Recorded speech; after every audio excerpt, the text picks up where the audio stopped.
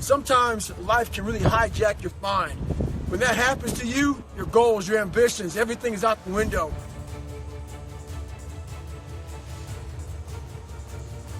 I believe in a higher power. Don't know the name, don't know where it's coming from, don't know anything like that. But I believe that this power, and visualize with me real quick. Let's say it's a man up there or a woman, whatever, and they have a chart. And when you're born, they say David Goggins, born February 17th, 1975 at 6 a.m. They write the chart down because they can see everything. They know exactly where you're supposed to be. You die, you go to so-called heaven. You arrive at heaven, I'm 300 pounds. I retired as an Ecolab guy, which is okay, it's just a job, whatever. I go up there and he shows me my chart. And my chart on there says you were supposed to be a Navy SEAL. You're supposed to weigh 185 pounds. You're supposed to be one of the smartest people on the planet, this, all this. You see this. And now you're in heaven, you made it to heaven, but you're like, God, Doug, I was supposed to live that life. I was supposed to live that life. And then you find out that the reason why, because we all think that if we pray on it, if we do this, if we do that, whatever, if we don't work, whatever, it's gonna magically happen for us. No, I believe that when I'm all said and done with, my whole job is to outwork the chart. David Goggins is a former Navy SEAL, ultra-marathoner, and a motivational speaker, so he certainly has some advice to offer on how to become a savage. Imagine, if you will, that at the end of your life, a higher power brings you to the afterlife and shows you a chart on what you are to accomplish in your time on Earth.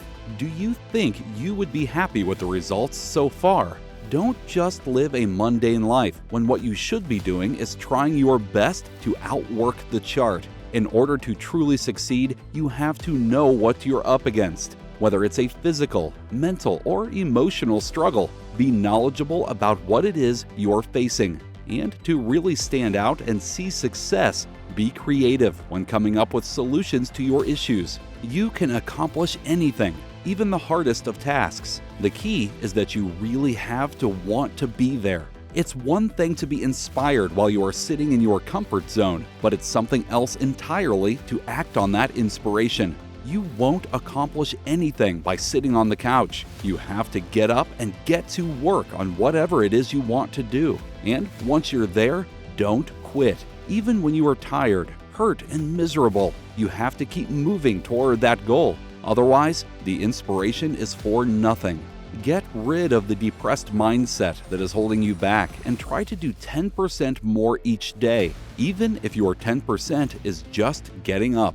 The most important step you can take is the very next one. Ignore others who may want to bring you down and stop you in your tracks. When you can learn to ignore others, you'll find yourself moving down your own path to savagery. Let's talk about something I don't talk about enough. Hard work, or I have the 3 H's, humility, honesty, and hard work. So as far as that goes, you gotta be honest with yourself. Are you smart? Are you not smart? Are you in good shape? Are you not in good shape? Are you fat? Whatever you are that you're not happy with, it takes a lot of hard work to improve that about yourself. For me, I wasn't smart, wasn't the best athlete, so most people could study for an hour while studying for 6 and 7 hours for a test. To run 100-mile races, I had to put in 120-mile weeks. Somebody was putting 70.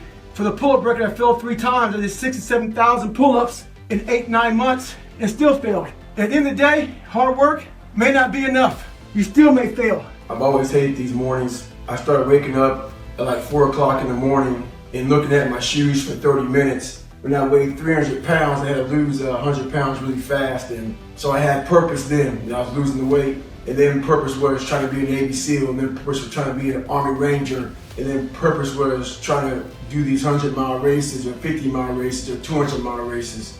And anybody, not just Navy SEALs, but anybody that can accomplish anything that is hard. The only separator is that they really want to be there. There's some people that get inspired, and that inspiration moves them to try to do something. But the inspiration is very high right now in this nice environment. The ocean's out there. I'm talking to you. If I want to go to the refrigerator and get something to drink, eat, I can. I watch a movie. But the second you're not in this environment and you're actually doing what inspired you, that factor is now real. You can't just get off your couch and get a box of donuts or turn the TV or go take a piss or girlfriend and cuddle up. No, you're now there. And only those people who have been there 1,000,000 times in their minds and have lived in that water and have suffered 1,000,000 times and realize my legs may break, my knee may break, my bones will hurt. I will be the coldest I've been in my life. I will be miserable, and accept that. Because what happens is when you get in a horrible situation in life, your mind, I call it my 1-second decision. A lot of you are trying to find inspiration and motivation with a depressed mindset. You're depressed because you don't find inspiration by not living in the grip of life. You need to live in the grip of life to find inspiration. Put challenges in front of yourself. When you put a challenge in front of yourself and you attack it, that's when you find inspiration. Try to be 10% better than you were last week. So if you're running 30 miles a week, run 33. If you're swimming 500 meters, swim 550. If some of you aren't doing your 10%, the more you walk away from accountability, the weaker you become. Find yourself in the grip of life. The most important step we'll ever take in life to make enemies. We're afraid to speak what's on our mind. We're afraid of being in that group of people. And when you walk away, we're afraid of what they might say behind your back. All that fear clouds your brain, clouds your thinking. One thing in life, you're gonna always have haters. Embrace them. If you can walk on water, trust me, your haters will say you can walk on water because you can't swim. Thank you for watching. If you enjoyed this video, be sure to like, comment, share, and subscribe for more content.